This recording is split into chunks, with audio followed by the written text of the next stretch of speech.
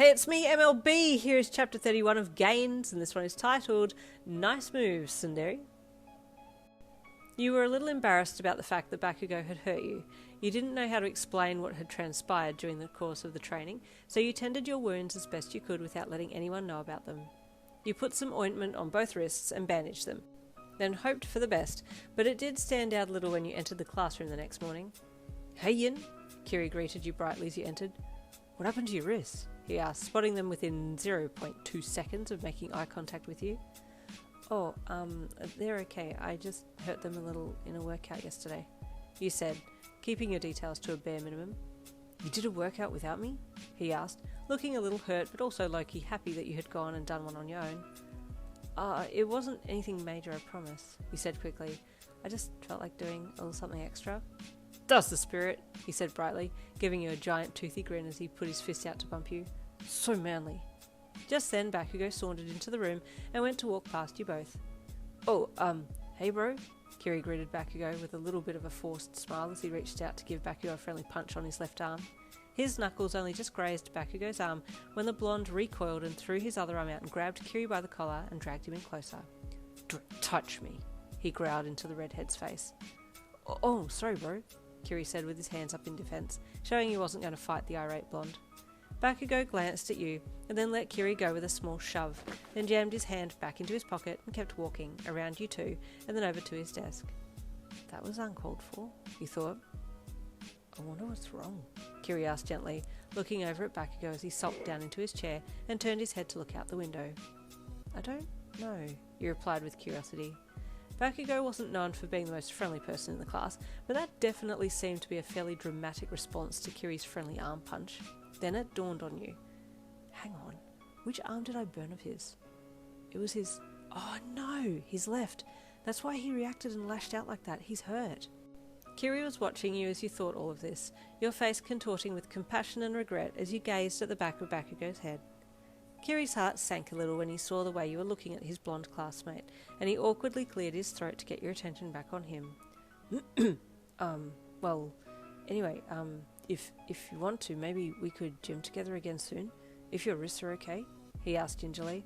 You quickly looked back at him when you heard him clear his throat and nodded rapidly. Yes, yeah, definitely, let's, you said with a small smile. He returned your smile and then took a step towards his seat while you sat down in yours, your eyes going back to Bakugo. His crimson eyes met yours and then you both looked away quickly.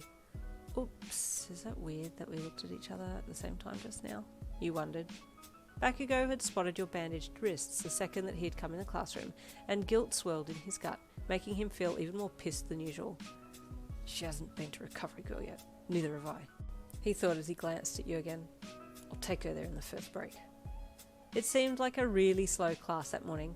Aizawa's droning voice sent you into another dimension and you swear it was making the second hand on the clock tick backwards. 10 minutes to go, that means 2 lots of 5 minutes, or even 3 lots of 3 minutes, and then another minute after that. Your mind did its best to occupy you in those last painful moments of class. Finally, the bell sounded loud and clear, and you stood up, but you didn't have a chance to move from your chair because a firm grip around your left arm caught your attention, and you looked to see what had grabbed you, and then you looked to see who had grabbed you, and found yourself looking into the deep red eyes of the blonde who had been on top of you yesterday. You froze for a second, your heart smashing against the inside of your ribcage. He didn't say anything, just dragged you with him as he made for the back door of the classroom. Bakugo? You stammered as you fell over your own feet trying to keep up with him. Just shut up and walk, he snapped, not looking back at you as he dragged you with him off down the hall. Where are we going? You asked, finally catching up beside him and walking in step with him. Your wrists are hurt, he said. You didn't get them seen to. No, well, I didn't want to, you mumbled, not quite knowing what to say. I'm taking you to Recovery Girl, he stated gruffly. Recovery Girl? Oh, the nurse? Oh, but they're not too bad. I'll be okay. Listen, he snapped, stopping for a second and yanking on your arm to get you to turn and face him. I did this. It's because of me. Well, yeah, but it was a training session, and I also... No, He grit his teeth for a second, and subconsciously squeezed your arm a little tighter as he fought to find the right words. Went too far, he said softly, keeping his eyes locked onto a spot just off to your left. Your eyes widened as you looked at him.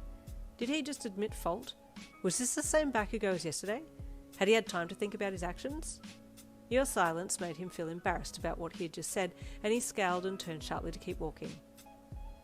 Bakugo, he said softly. No, shut up and walk, he snapped.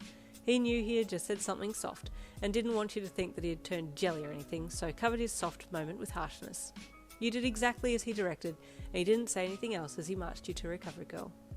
Recovery Girl was very pragmatic about what had happened, and gave your wrists a healing kiss the second you presented them to her. Oh, that feels much better, but I'm a little tired now, you admitted to her.